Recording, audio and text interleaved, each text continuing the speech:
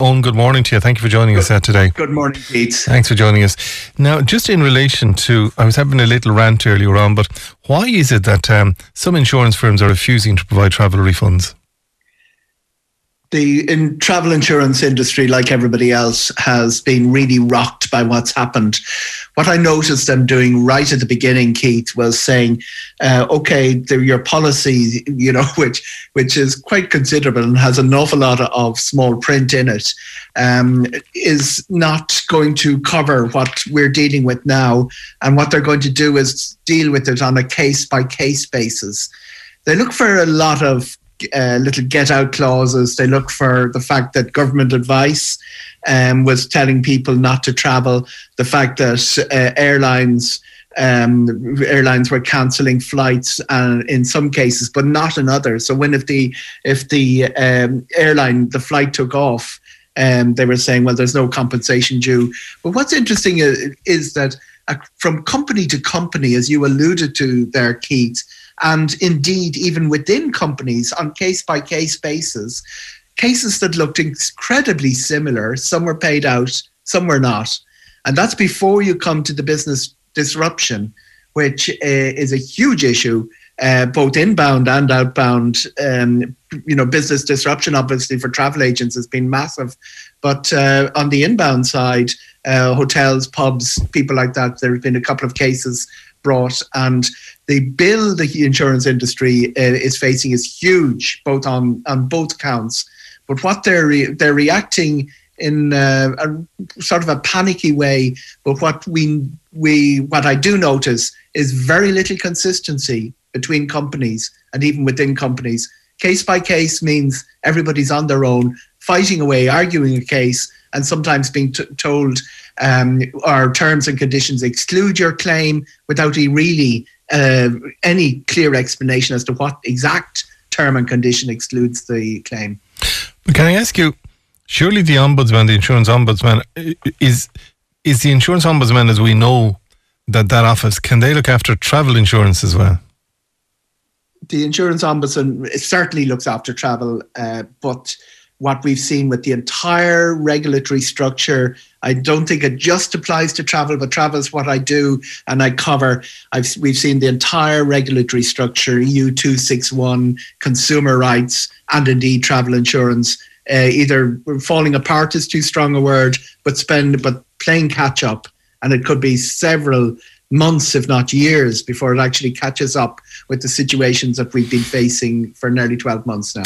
Okay, well, I think it's going to run, so it is from there.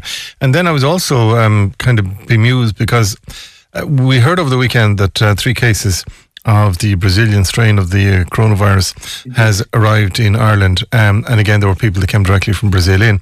But then when you see a piece by Hugh O'Connell in yesterday's Sunday Independent, and you're looking at it, it says more than 2,000 arrivals from Brazil were amongst 5,500 plus passengers who went to the state from countries deemed high risk during a 28-day period in January and February, the Sunday Independent revealed yesterday. But how in the name of all this good and holy can 2,000 people arrive in from Brazil and 5,500 in total and not be forced to self-isolate? Well, the figures look high. That's, if you do the math, that's about 198 people every day, Keith. And when you consider that there's a grand total of 900 people arriving, that such a large proportion of them are coming from Brazil, it seems high, considering we've no direct flights from Brazil.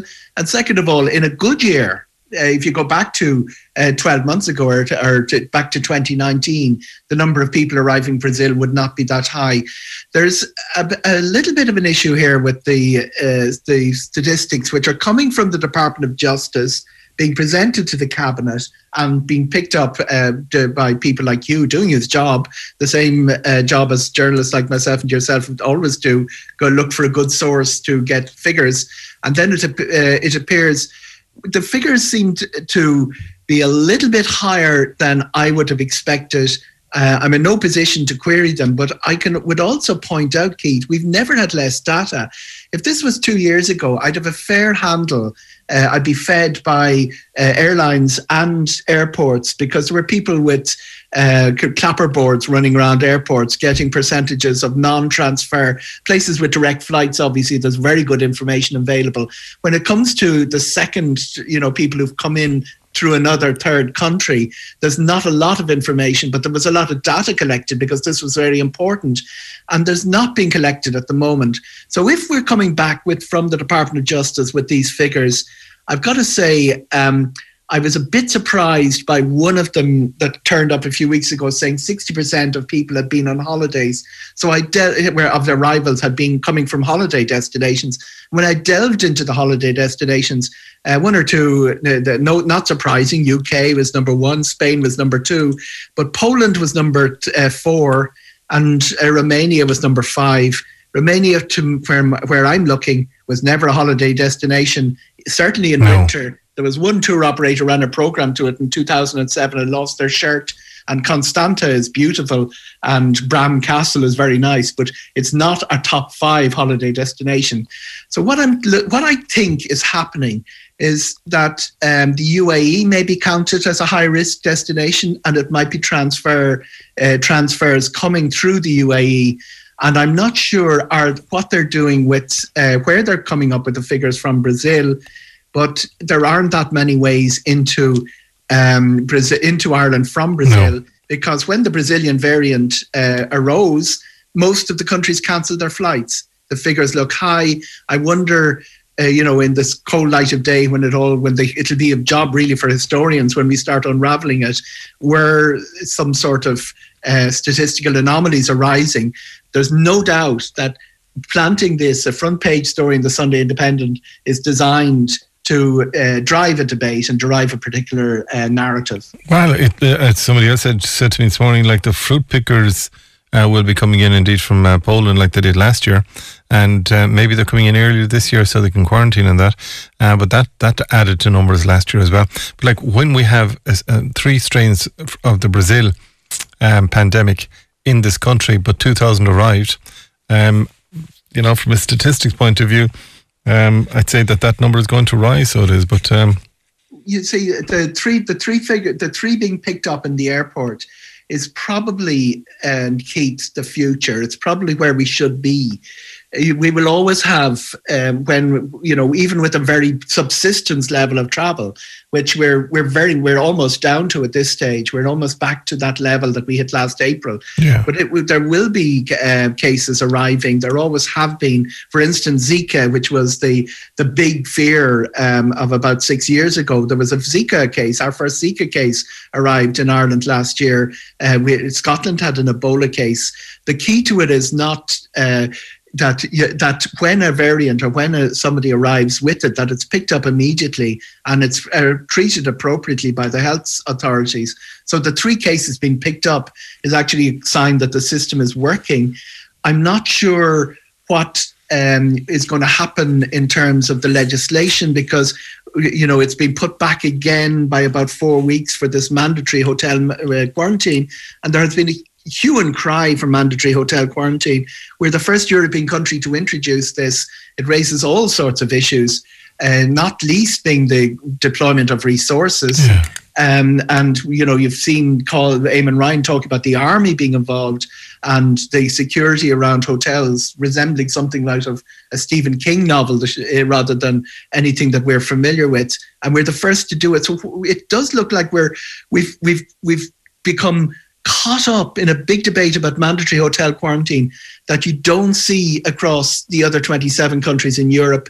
They're not heading that direction. We're heading that direction, and we're deploying a lot of resources, headspace, airtime, politicians, cabinet time.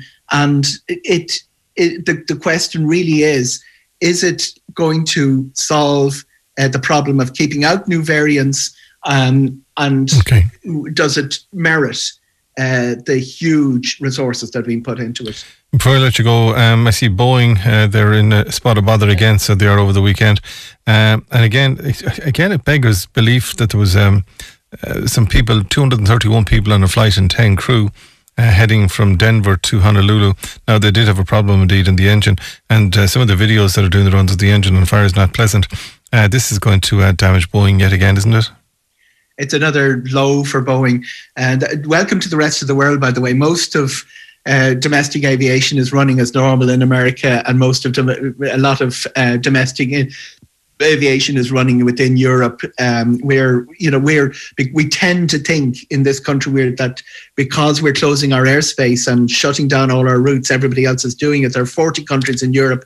There's only 2 of them have closed more, have disconnected more since 2019 than we have. We're certainly running a solo run in deciding that our island should be disconnected. But the Boeing situation is less their problem today than the engine problem. And that's what has been pulled in Japan. There aren't a lot of 777s with the PwC engine in Ireland, the PW engine in Ireland. But there are quite a few in the air over America and over Japan. They've all been grounded. There are 3 different, just to explain to listeners, there are 3 different combinations of engines you can use with the 777, the Boeing 777, a lovely aircraft. And the difference between the 777 and its main competitor, the Airbus 340, is that the Airbus 340 has 4 engines. The Boeing only has 2. So it shows how the technology that's involved, if one of your engines goes on fire, you can still land with the other one. The crew did a terrific job bringing it in. Lots of questions for Boeing because there was another 747 incident in Amsterdam over the weekend, and they're already under pressure from the 737. But it's a different question because it's really a relationship between the engine and the aircraft that it's fitted to, a PW engine out of Connecticut. And there are several questions why the engine remained on fire for so long. Yeah. As you say, it's very gripping viewing on YouTube. Not very enlightening for people who are longing to go back to flying. But I do think that they will come fairly quickly to the Pratt & Whitney engine, and it'll come down to something like the fan blade. I tweeted when I first saw the video on Saturday night, a fan blade problem was probably the biggest suspect. And I see the FAA Administrator Stephen Dixon issued a statement. That's where they're starting their investigation. Not as big, not a Boeing problem, but unfortunately the headlines all over the world are saying Boeing aircraft back on fire. But I think the big questions are being asked at the engine manufacturers, Pratt & Whitney this morning rather than Boeing headquarters. What did you call a fan belt, is it? A fan blade. The fan blades. Fan blade. Fan blades, yeah. Fan blade problems. They're hollow fan blades that are used. And it's pretty unique. It's one of the reasons, it's an obvious one to run to. They're quite, the fan blades used on the Boeing 77 for the PW4000 combination are hollow. And that's pretty unique in the industry. So when you see a problem, which we haven't seen for years, of an engine flaming up like that, you sort of think, what's this aircraft and this engine got that nobody else has? Absolutely. It's a real sign of how safe our industry is. That's huge news this morning, and that an Indonesian air crash a few weeks ago that killed 60 people is headline news around the world. It shows that we're down to that level where if there's one crash, it's worldwide headlines. And that's where aviation has brought us over the last 30, 40 years. It is a terrific industry for keeping its nose clean. All right, thank you so much. Was until that Boeing 737 MAX. And there's the big question on Boeing. Let's go right back to it. Is did they manipulate their software, their naming of the aircraft and their software system to try and get extra sales ahead of Airbus? That's where all the questions have been asked. If you're buying an aircraft and somebody manipulates their data to try and sell it to you, that's where Boeing's real problem rises. All right. Eoghan Corry, thank you for joining us from here in C Magazine today. And we've covered 3 subject matters there. And if you've been affected by what we're talking about, please let us know, if you don't mind, to kfshow@galwayfm.ie.